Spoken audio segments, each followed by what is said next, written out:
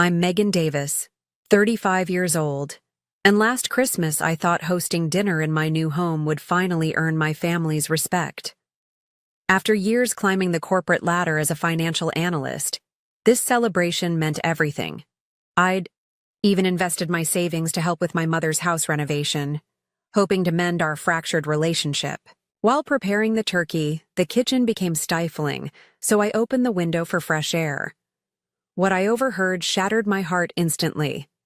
If you're watching this now, drop a comment telling me where you're from, hit subscribe, and stay for a story about the Christmas that changed everything.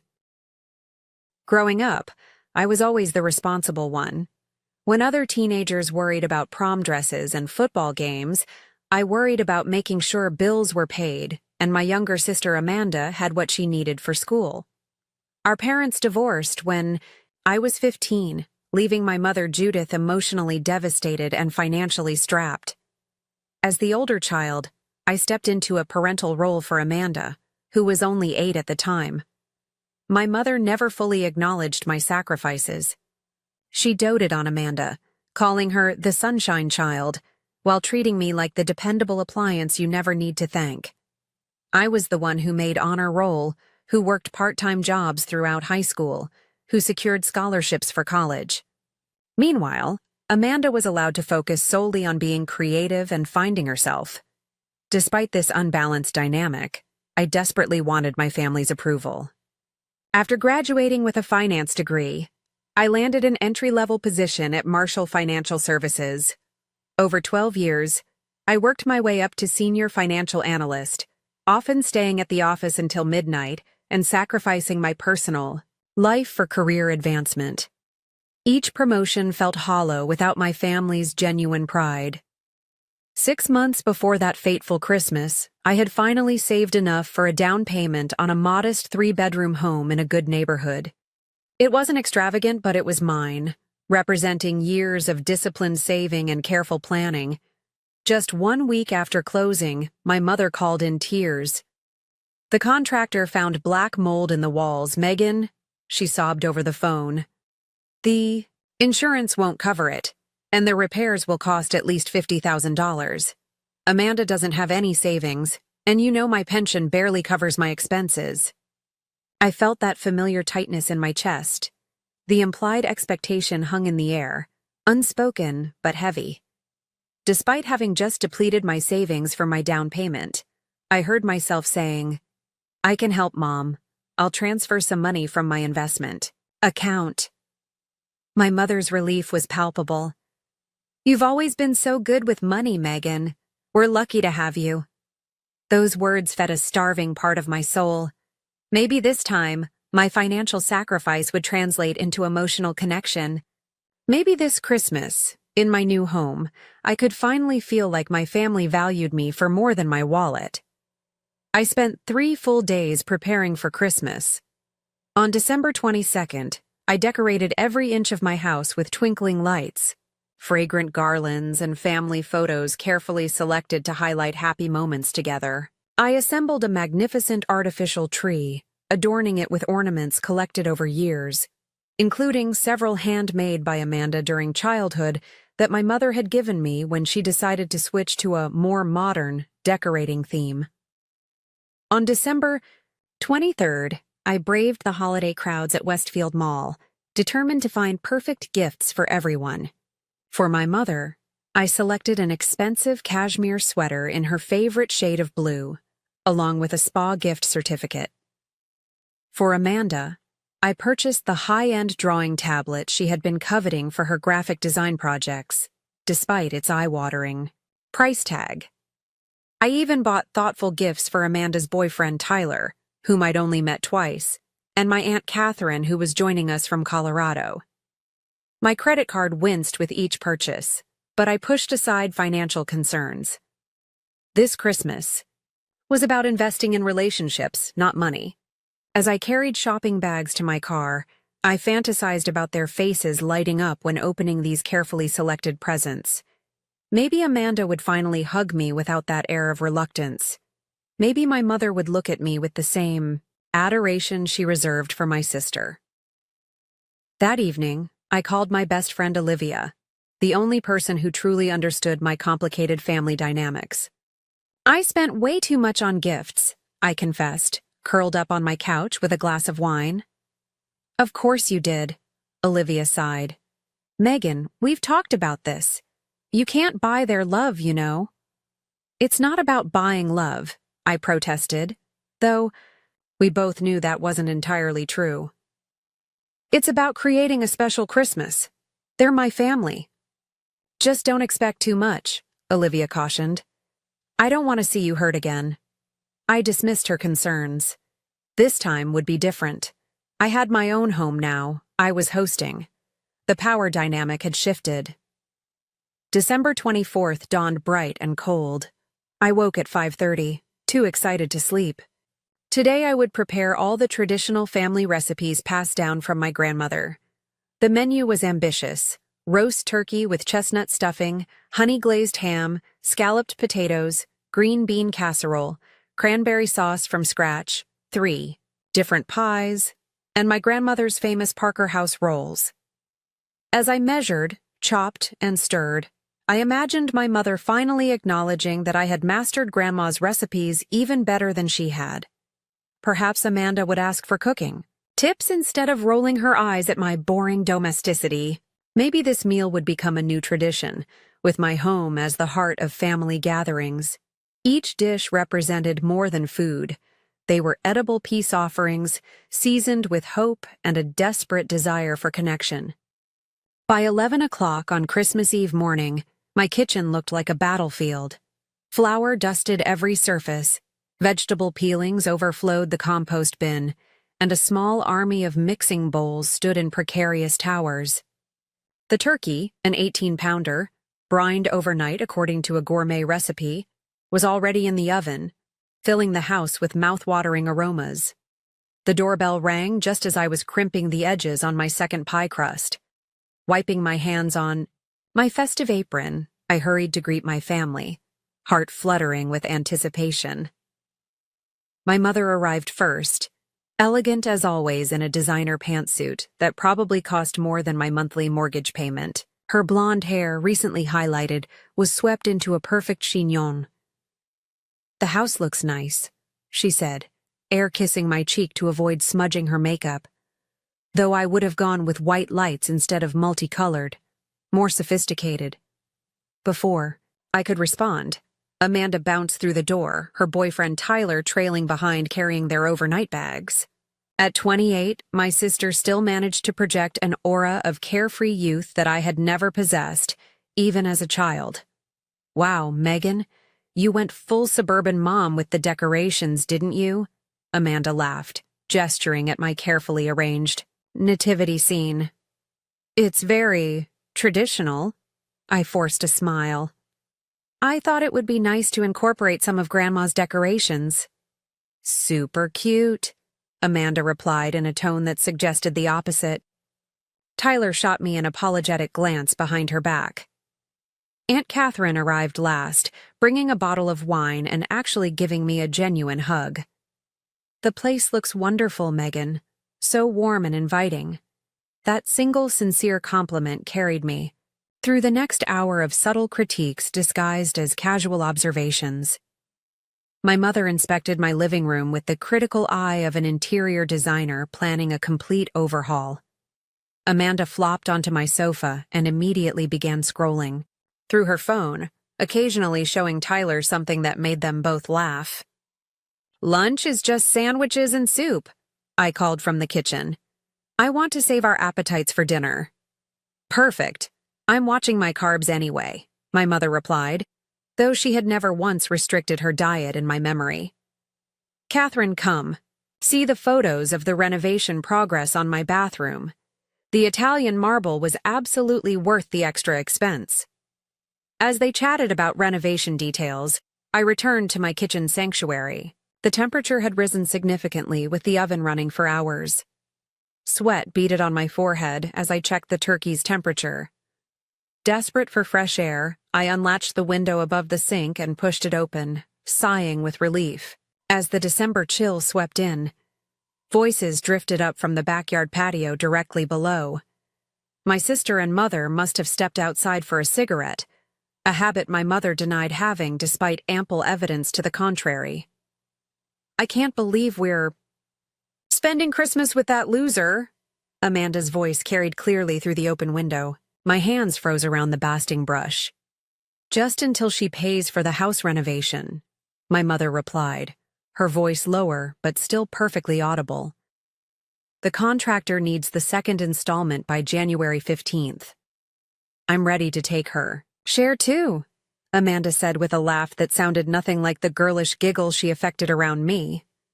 My stomach dropped. Surely I had misheard or misunderstood. I inched closer to the window, staying out of sight. Did she actually believe you need $50,000 for bathroom mold? Amanda continued, her voice dripping with contempt. The entire renovation only cost $30,000. The extra $20,000 is for my trip to Bali with Tyler. Megan has always been gullible, my mother replied. Remember when we convinced her that her college graduation conflicted with your dance recital?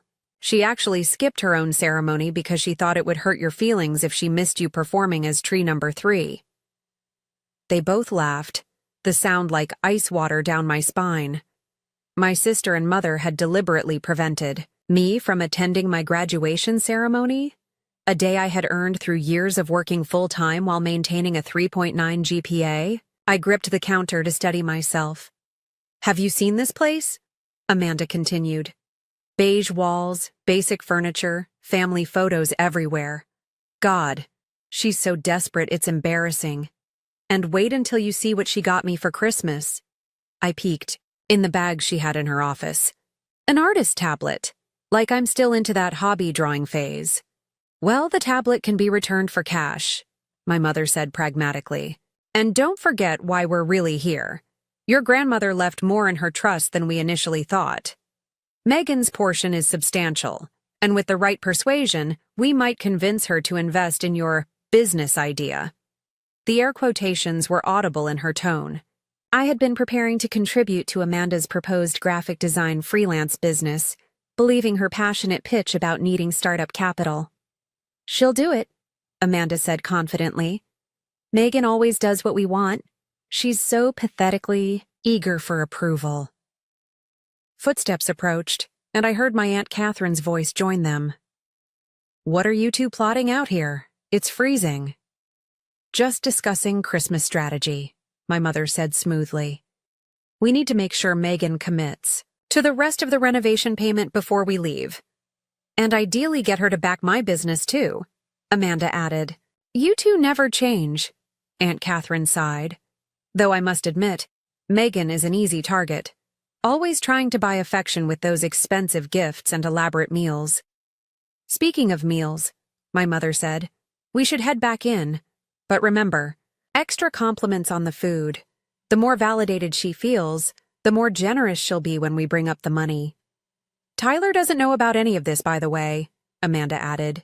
He actually likes Megan, can you believe it? Says she's genuine, whatever that means. Well, don't let him ruin things, my mother warned. We need Megan in a good mood tomorrow when we discuss finances. They continued talking as they moved. Toward the back door, their voices fading. I stood frozen at the sink, turkey baster still clutched in my trembling hand. The carefully constructed narrative of my family life crumbled around me like a sandcastle hit by a tidal wave. Every sacrifice, every attempt at connection, every financial bailout over the years suddenly appeared in a new and horrible light. I wasn't the responsible daughter helping her family. I was the family ATM, valued only for what I could provide materially. Memories flooded back with sickening clarity. My mother's sudden warmth, whenever she needed money for a temporary shortfall. Amanda's brief periods of sisterly affection coinciding precisely with her financial emergencies. The renovation money was just the latest in a long line of manipulations. I had willingly accepted, desperate to buy the love that should have been freely given. I quietly closed the window, trapping the cold air inside along with my devastating new understanding. My vision blurred with unshed tears as I mechanically continued basting the turkey. The knife I used to chop herbs felt dangerously comfortable in my shaking hand. What would happen if I confronted them now? Walked outside and exposed their scheme? The fantasy flashed through my mind, but reality quickly squelched it. A lifetime of peacekeeping held me in its grip. The back door opened and closed. Footsteps approached the kitchen. I busied myself with the cranberry sauce, stirring more vigorously than necessary. "Something smells amazing in here," my mother announced, her voice warm with false enthusiasm. How had I never noticed the artificial quality before? "You always were the best cook in the family. You get that from my side, you know." I couldn't look at her. "Thanks. Dinner will be ready at 6. Amanda sauntered in, snatching a cookie from the plate I'd prepared for guests. Wow, Martha Stewart would be impressed, though these cookies could use more vanilla. The criticism that would have wounded me hours ago now felt inconsequential. The magnitude of their betrayal made these small jabs seem like mosquito bites, compared to the knife they had plunged into my back. "Megan, you look flushed," Aunt Catherine observed. "The kitchen's like an oven in here." "I'm fine," I managed. Though I was anything but fine. My entire world had just imploded, yet somehow I had to continue preparing Christmas Eve dinner with my fraudulent family. Tyler entered, offering genuine help. "Can I do anything? Set the table, maybe?" His kindness nearly broke my composure. I nodded mutely, pointing to where I'd stored the holiday dinnerware. At least one person in this house wasn't plotting against me. The next few hours passed in a surreal blur. I excused myself to the bathroom 4 times, once to splash cold water on my face, twice to silently cry, and once to text Olivia. "They're using me for money, all of them. Overheard everything. Don't know what to do." Her response was immediate. "Those vipers want me to come over? You shouldn't be alone with them." "No," I texted back. "Need time to think. Call you later." When I returned to the living room, Amanda was in full performance mode, regaling everyone with stories of her challenging job at the boutique where she worked part-time. "My boss totally relies on me. Says I have an eye for fashion that can't be taught." My mother beamed with pride. Amanda has always had natural talent. Remember when she won that art contest in 4th grade? The contest where my science project took first place at the state level the same weekend, but nobody came because Amanda needed support for her local art show? I thought bitterly. I'd never spoken this truth aloud, but now the memory resurfaced with perfect clarity. "Dinner's ready," I announced, interrupting their mutual admiration society. The dining table, set with my grandmother's china and crystal glasses I'd purchased specifically for this occasion, looked like a picture from a holiday magazine. Candles flickered in sterling silver holders. The turkey, golden brown and perfectly roasted, commanded center stage amid side dishes arranged artfully in serving bowls. "This looks wonderful, Megan," Tyler said sincerely. "Absolutely beautiful presentation," my mother agreed with practiced enthusiasm. "Though the table runner is a bit much with the patterned plates, don't you think?" I caught Amanda and my mother exchanging a glance. The extra compliments strategy was in full effect. Each time they praised something, I silently translated, "Your money will soon be ours." Throughout dinner, I noticed every subtle manipulation. Amanda mentioning how stressful it was living with renovation noise. My mother detailing unexpected expenses that had arisen with the contractors. Aunt Catherine asking pointed questions about my investments and retirement accounts. "So, Megan," Amanda said as we moved to dessert, "I've been developing that business plan I told you about. The startup costs are higher than expected, but the potential returns are amazing." I cut a slice of pumpkin pie with surgical precision. "What exactly are the startup costs going toward?"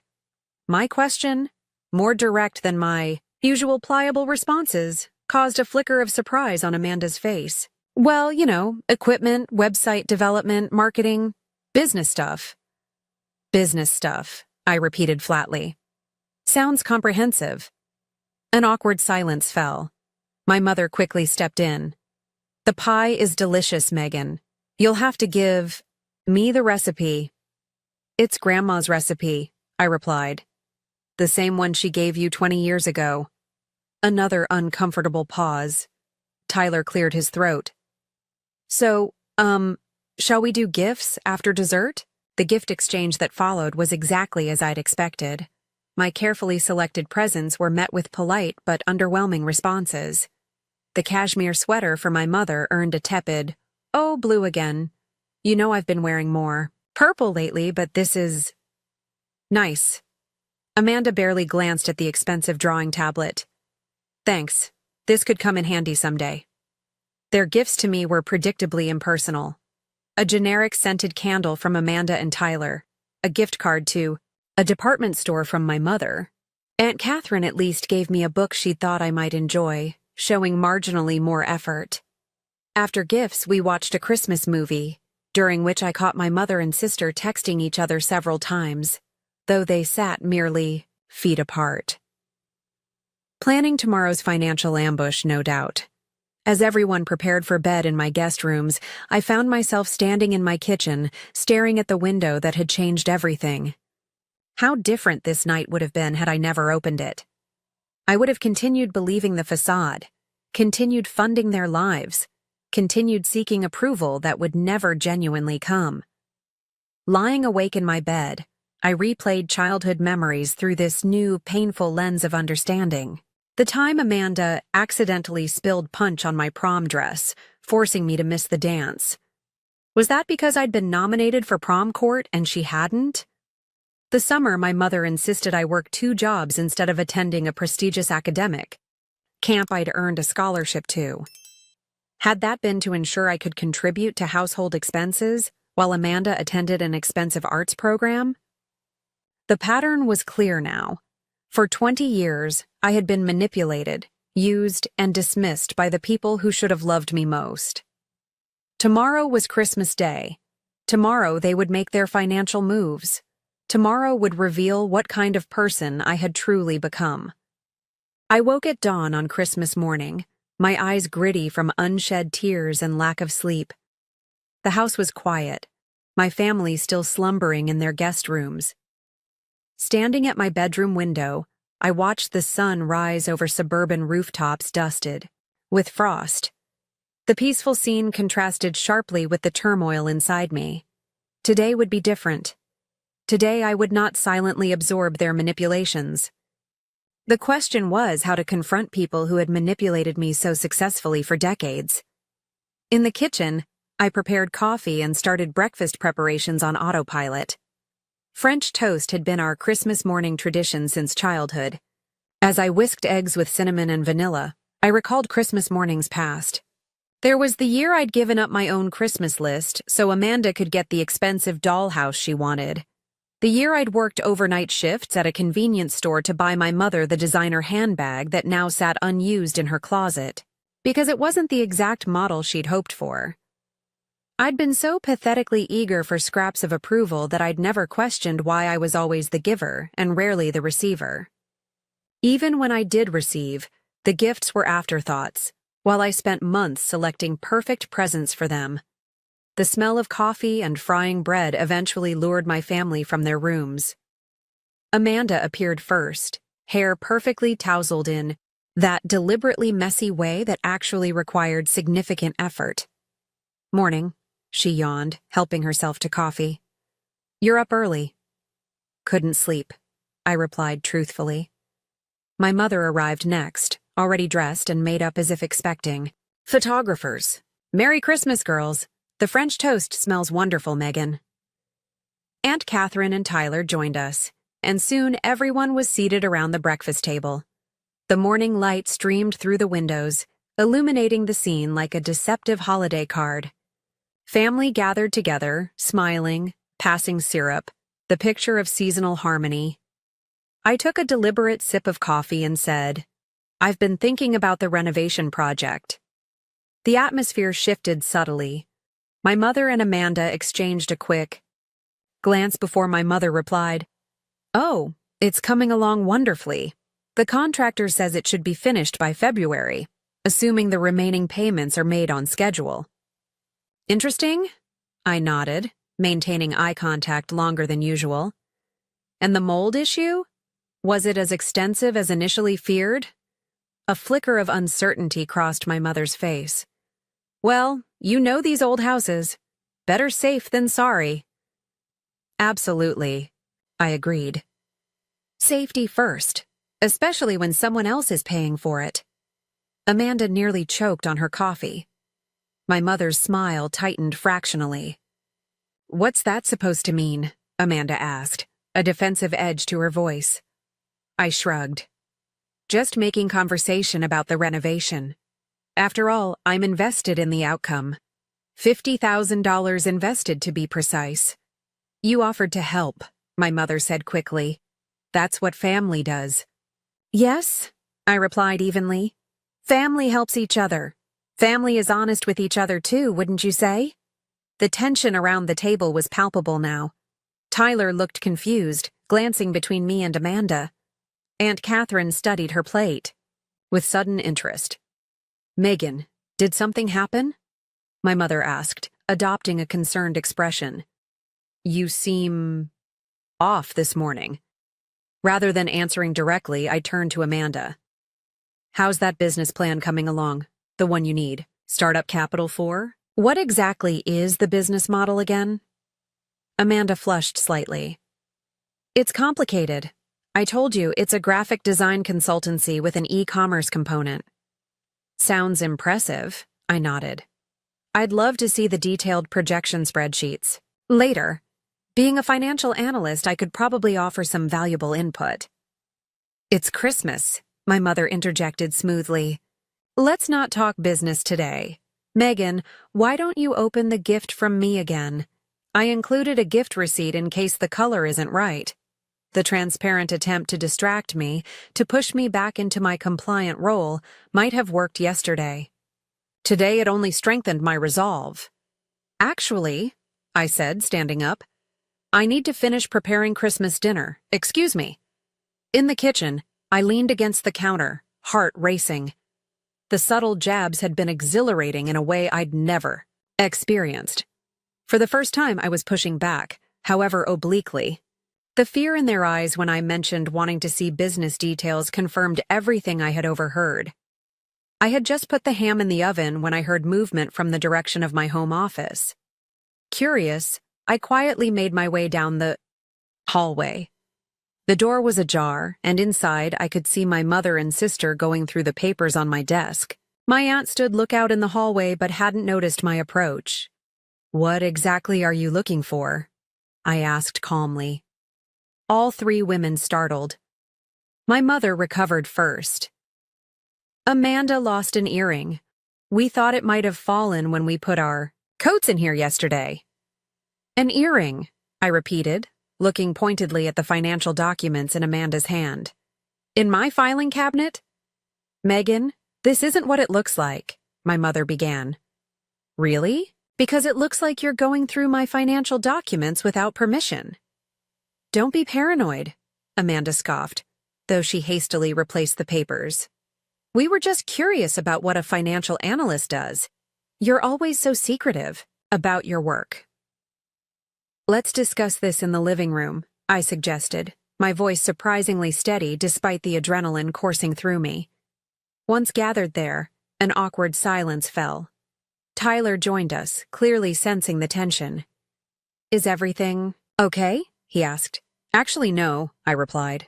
I just found my mother, sister, and aunt going through confidential financial documents in my office. We explained that, my mother said dismissively. A misunderstanding.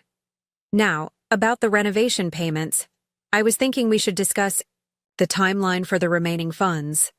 The contractor is eager to resume work after the holidays.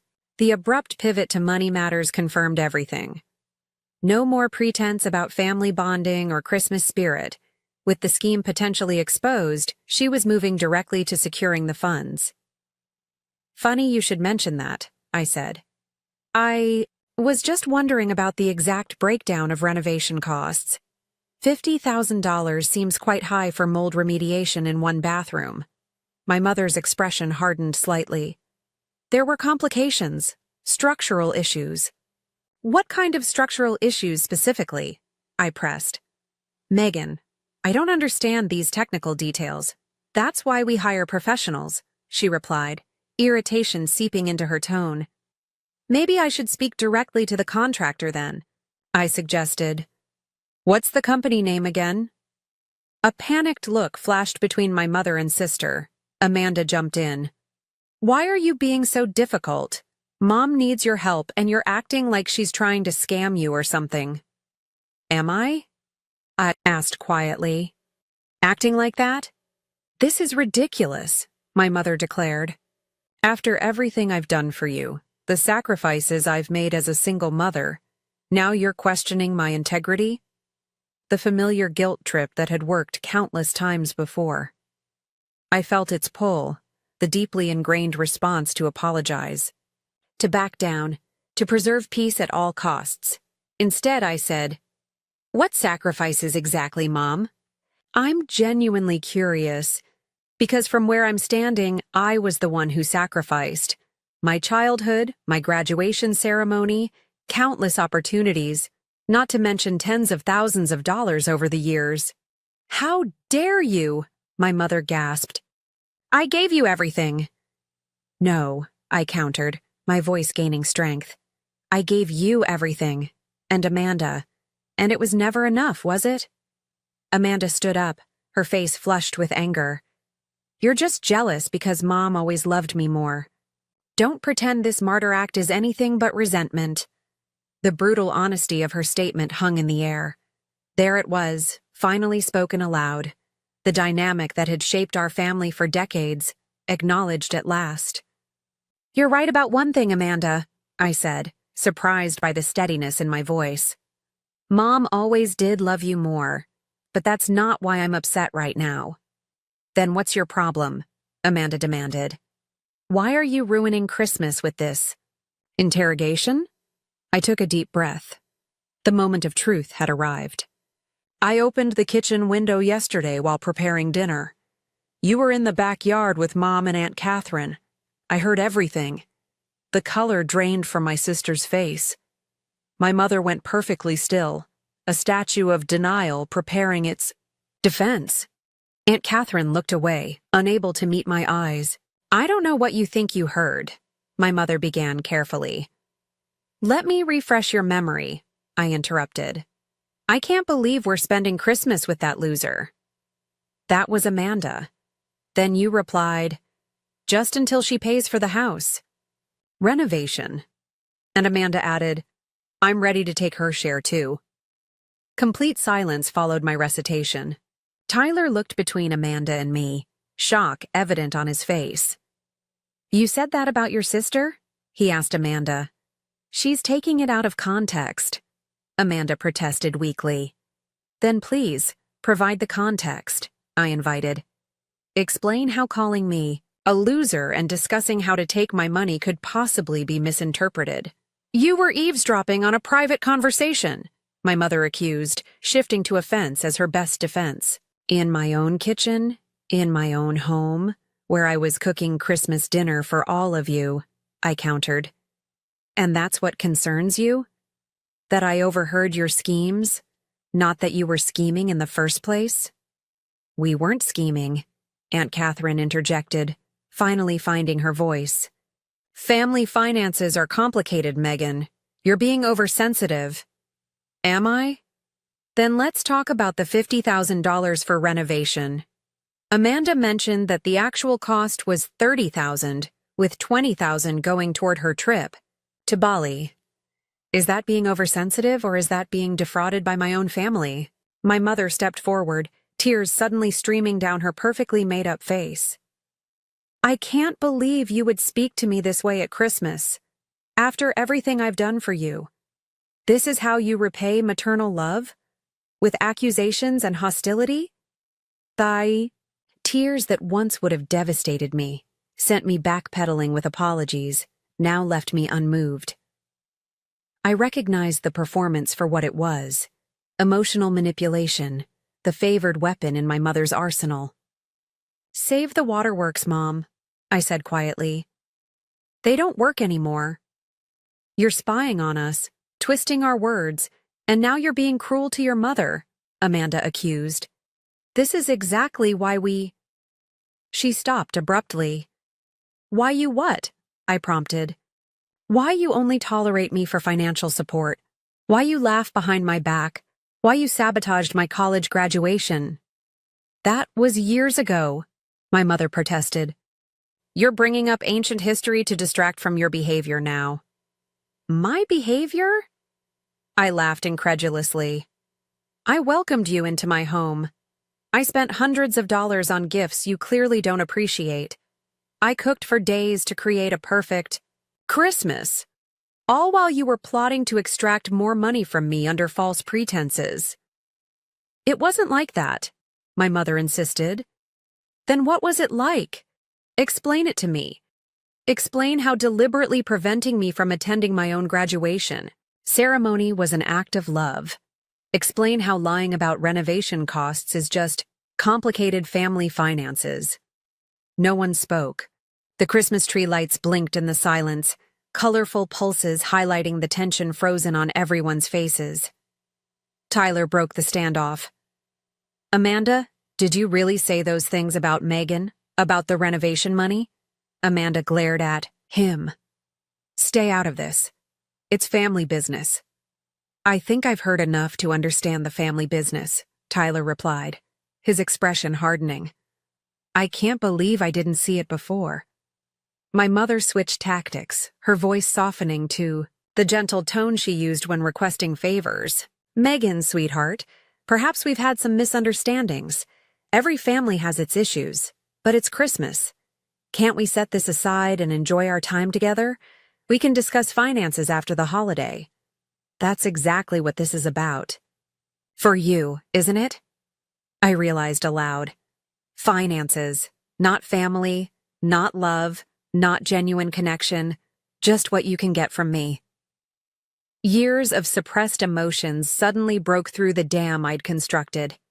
Tears filled my eyes, but not tears of submission or defeat. These were tears of raw truth. Do you have any idea what it's been like? My voice cracked. Always being the responsible one?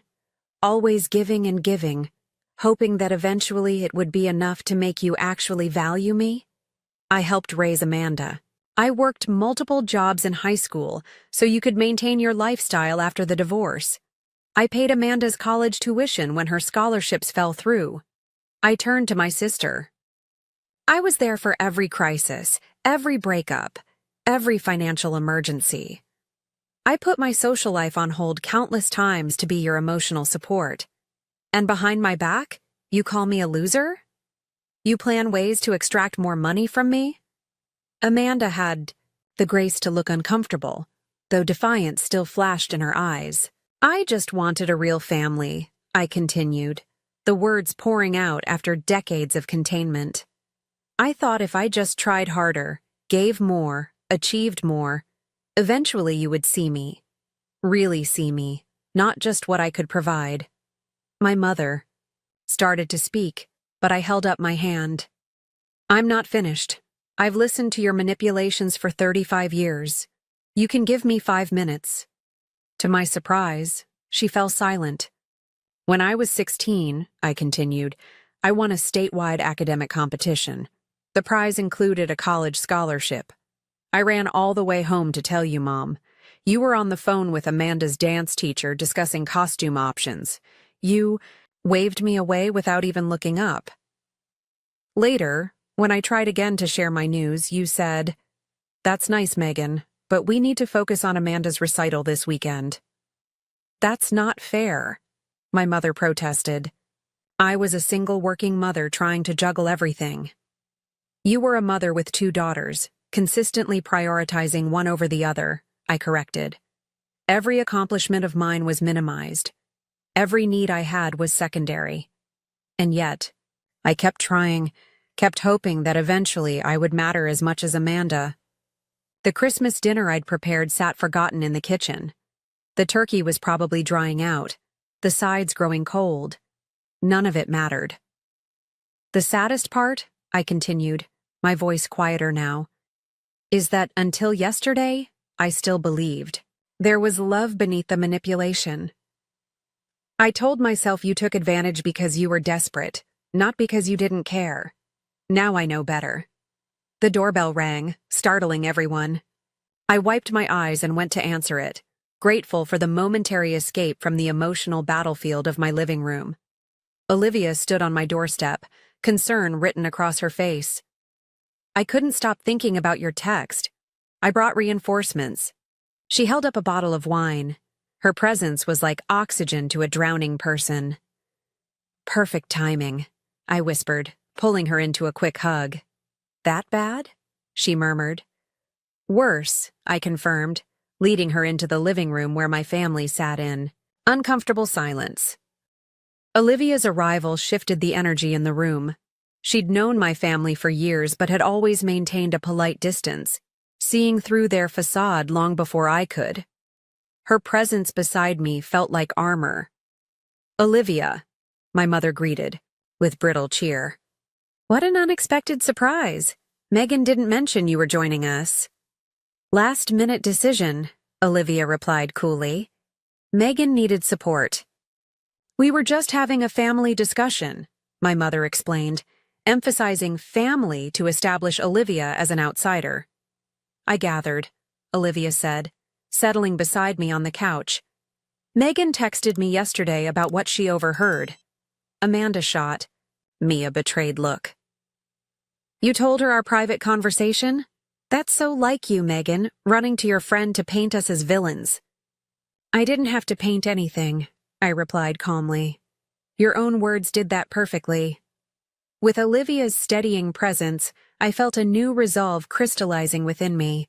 For too long, I had allowed myself to be manipulated, guilted, and used. That ended today. I've made some decisions, I announced. My tone must have conveyed something new, because everyone, even Amanda, paid attention. First, regarding the renovation project. My mother leaned forward eagerly, financial concerns, temporarily overriding the family drama. I will not be providing any additional funds, I stated flatly. But you promised, my mother gasped.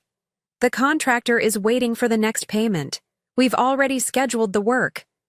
I promised based on false information, I corrected.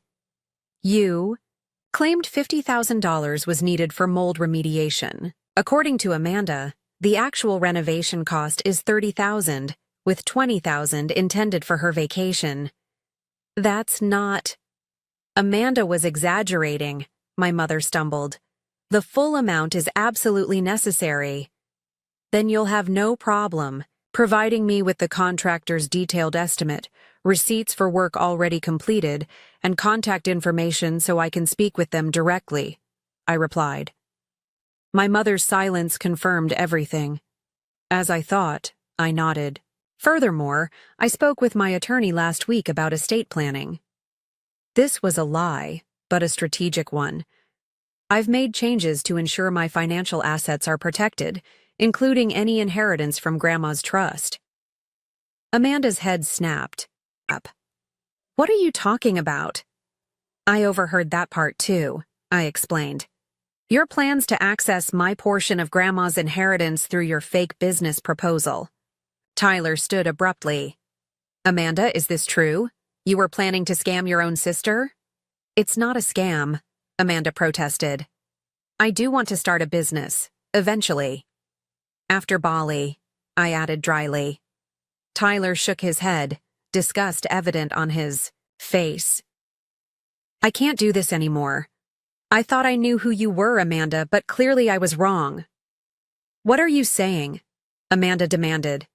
I'm saying I'm not staying in this toxic situation. I'll get a hotel for tonight and figure out the rest later. He turned to me. Megan, I'm sorry. For what it's worth, I had no idea about any of this. I believe you, I said sincerely, and I appreciate your honesty. Tyler left to pack his overnight bag, leaving Amanda staring after him in shock.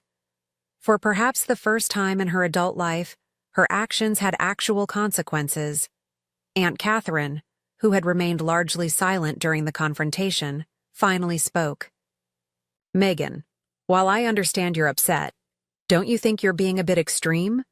Breaking up your sister's relationship over a misunderstanding? I didn't break up anything, I replied. Amanda's behavior did that. And this isn't a misunderstanding. It's a pattern of exploitation that I've finally recognized. My mother, seeing her plans crumbling, resorted to her most reliable tactic: health concerns. My blood pressure, she murmured, pressing a hand to her forehead. I feel faint. This stress isn't good for my condition.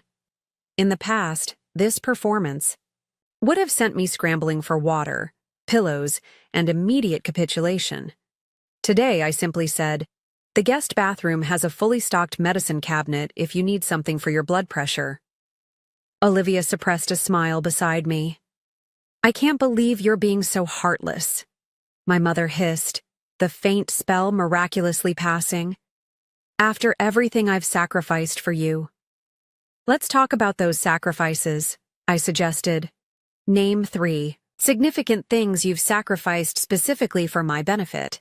Not Amanda's, not the family's as a whole, but specifically to support my growth or happiness. My mother opened her mouth, then closed it. For once in her life, she seemed genuinely speechless. That's what I thought. I nodded. Now let me tell you my new financial plan. The money I had set aside for the remaining renovation, it's going into my therapy fund, because God knows I need it after decades of this dysfunctional relationship.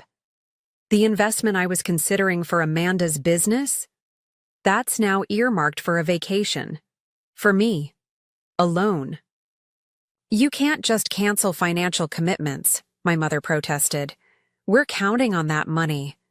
I made no legal commitments, I clarified. I made promises based on emotional manipulation and false information. Those promises are now null and void. Amanda, recovering from Tyler's departure, turned her anger toward me. This is so typical. You're punishing us because you're jealous of the bond Mom and I have. You've always resented me. No, Amanda, I sighed. I've always loved you. That's the tragedy here. I genuinely wanted you to succeed, to be happy.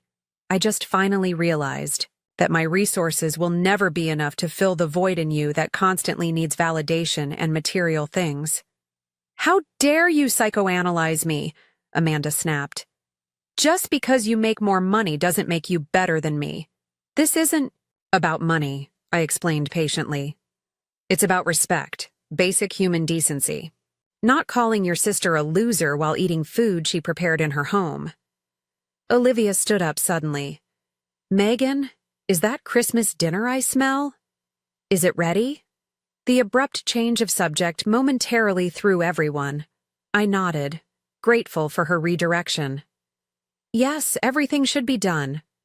Great, Olivia smiled. What are your plans for it? I understood her question immediately. She was offering me an exit strategy, a way to conclude this confrontation on my terms. I think I'll pack it up, I decided aloud. The local shelter always needs meals, especially during the holidays. What? My mother exclaimed. You prepared that dinner for family. Yes, I agreed, for people who actually care about me beyond what I can provide materially. It seems I need to reconsider who falls into that category. The implications hung heavily in the air. You're asking us to leave, my mother realized. On Christmas Day. I'm establishing boundaries, I corrected. Something I should have done years ago. You're welcome to stay if you can respect those boundaries and acknowledge the manipulation. Otherwise, yes, I think it would be best if you left. Amanda stood up, rage coloring her cheeks. Fine. We don't need your charity or your judgmental attitude. Come on, Mom, Aunt Catherine. We'll go to a hotel. My mother hesitated, suddenly realizing that the financial well had run dry. Megan, surely we can discuss this reasonably. Families have disagreements, but cutting ties is so extreme. I'm not cutting ties, I clarified. I'm changing the nature, of our relationship. No more financial support.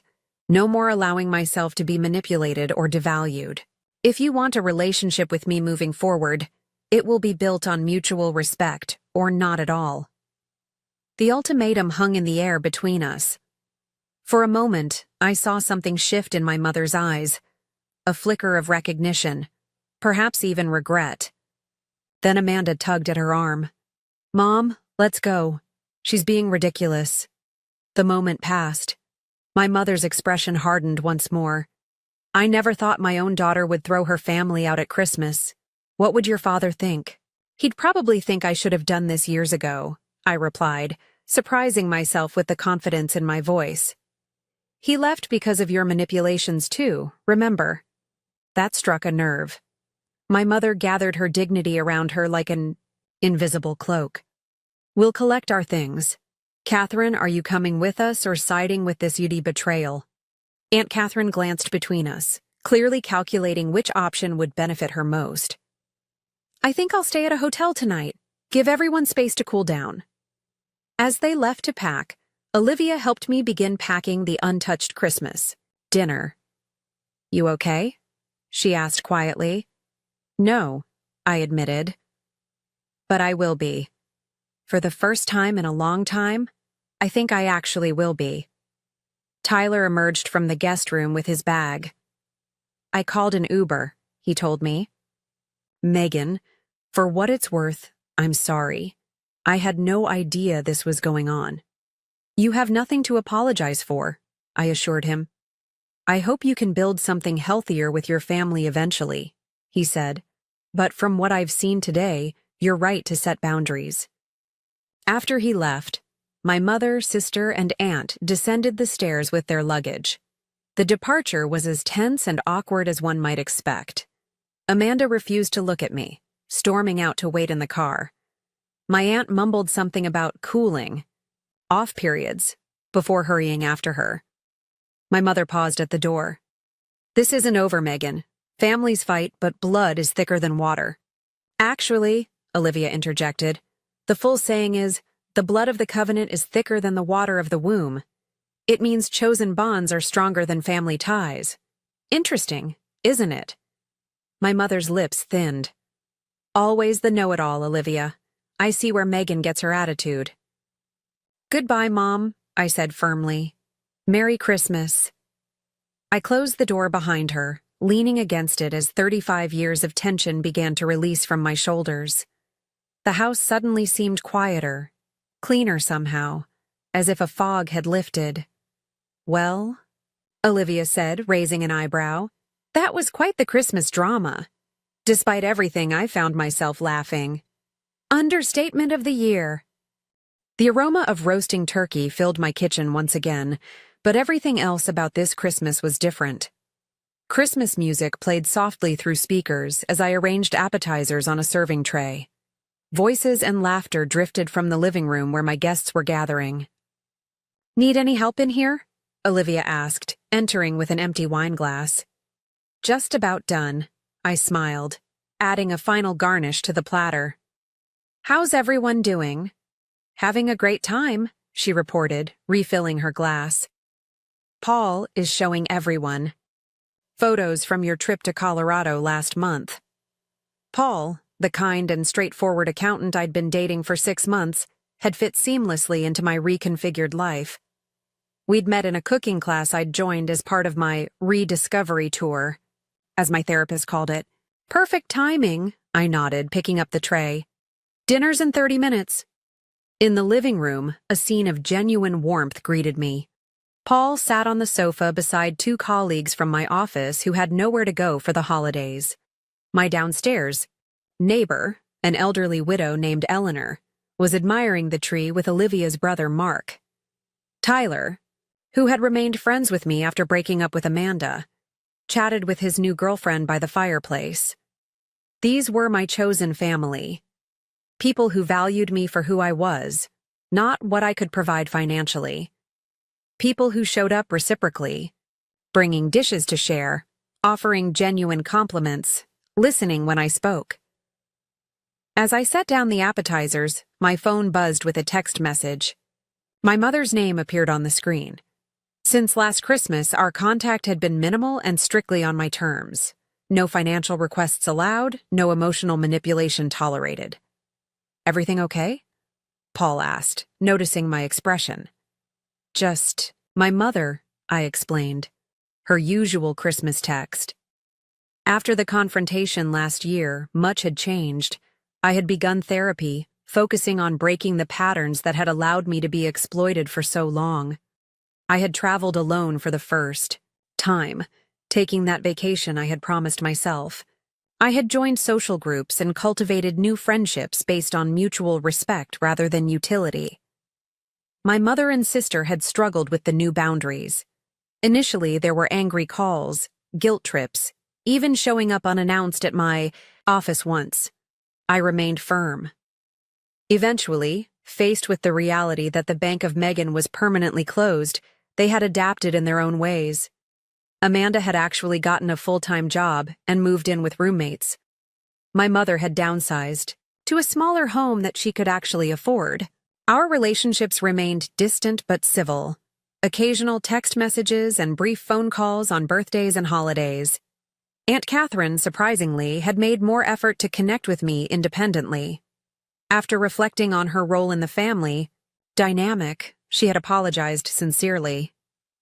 While we weren't close, we had managed a few pleasant lunch meetings over the year. I excused myself to the kitchen to read my mother's message privately. Merry Christmas, Megan. Thinking of you today. Dinner at Catherine's going well. Your sister got the promotion she mentioned. Hope you're doing well. No guilt trip, no financial inquiry. Progress, however small.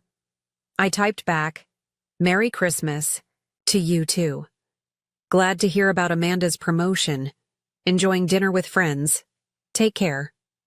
Setting the phone aside, I returned to the living room where Paul had started distributing the appetizers. He caught my eye and winked, a simple gesture that contained more genuine affection than I'd received from my family in decades.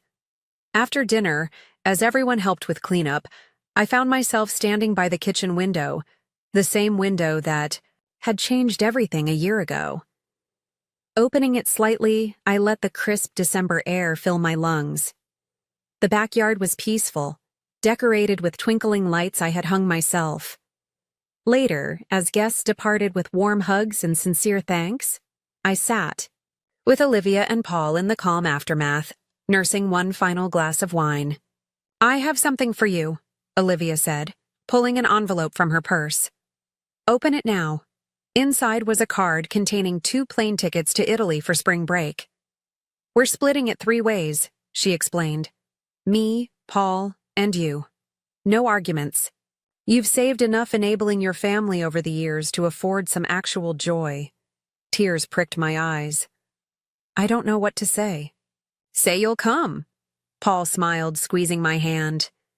You deserve this, Megan. Looking at their expectant faces, I felt a wave of gratitude so powerful it momentarily took my breath away. This was what genuine love looked like. Not manipulation. Not exploitation. Not conditional approval based on what I could provide. There's something I've been working on in therapy, I told them, setting down my wine glass. A letter to my younger self. I finally finished it yesterday. I retrieved the letter from my desk drawer and read it aloud. Dear younger Megan, you are enough, just as you are. Your worth isn't measured by how much you give, how much you sacrifice, or how much you achieve. The people who truly love you will never make you feel like you must earn their affection. The road ahead has difficult lessons, but I promise you'll emerge stronger. You'll learn that family isn't just about blood, but about who shows up for you consistently with respect and care. Most importantly, you'll discover that setting boundaries isn't selfish. It's necessary. Those who get angry when you set boundaries are precisely the ones who benefited from you having none. Your journey to self-worth won't be easy, but it will be worth it. One day, you'll look around at the life you've built and realize that by closing doors to those who depleted you, you opened windows to those who enrich you. With love and the wisdom of experience, your future self. Paul wiped a tear from his eye. Olivia hugged me tightly. I'm still learning, I admitted. Still figuring out what healthy relationships look like. But for the first time, I'm excited about that journey rather than exhausted by it. The Christmas tree lights glowed softly in the corner, reflecting off ornaments I had selected simply because they brought me joy. My home, once a stage for performative family connection, had become a genuine sanctuary. That painful Christmas confrontation had ultimately given me the greatest gift: freedom to discover my true worth beyond what I could provide to others. The family I had built around me now wasn't perfect, but it was authentic. And that made all the difference. What about you? Have you ever had to set difficult boundaries with loved ones to protect your own well-being? I'd love to hear your experiences in the comments below. If my story resonated with you, please consider hitting that like button and subscribing to the channel. Your support means the world to me as I continue sharing these life journeys. Thank you for listening. And remember that sometimes the hardest conversations lead to the most beautiful beginnings.